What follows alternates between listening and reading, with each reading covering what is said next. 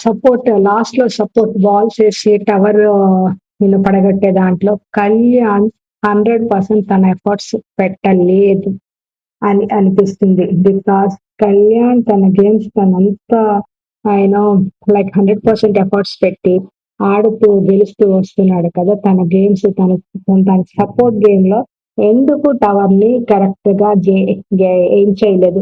Aim చేస్తే కళ్యాణ్ లాంటి ఒక ఫిజికల్ స్ట్రాంగ్ ఆల్రెడీ ఒక మంచి ఫిజికల్‌గా స్ట్రెంగ్త్‌లో ఉన్న ఒక ప్రొఫెషన్‌లో ఉన్నవాడు డెఫినెట్లీ ఇలాంటివి అంటే తన గురి, తన ఎయిమ్ డెఫినెట్లీ స్ట్రాంగ్‌గా ఉంటాయి. తను చేయాలనుకుంటే చేయగలడు. ఇటు చూస్తే భరణి కూడా ఉన్నాడు.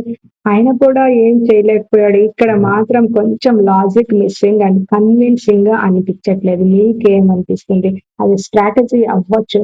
ఇక్కడ కళ్యాణ్ స్ట్రాటజీ అవ్వచ్చు. ఏదైనా అవ్వచ్చు. ఇమాన్యుల్‌తో ఆడితే కష్టం. రీతుతో ఆడితే తనకి ఈజీ అయితది. కళ్యాణ్‌కి ఇన్నర్‌గా ఇమాన్యుల్ ఎళ్ళిపోతేనే కరెక్ట్ అని అనుకున్నాడో ఏమో!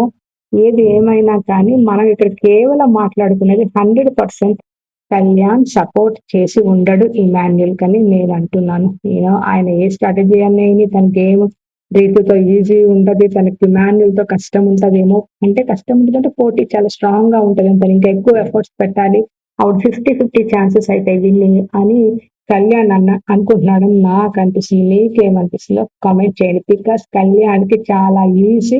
కళ్యాణ్ చేసి ఉండవచ్చు. కానీ చేయలేకపోయాడు. రీజన్స్ ఏమైనా కళ్యాణ్ 100% తన ఎఫర్ట్స్ అయితే పెట్టలేదు.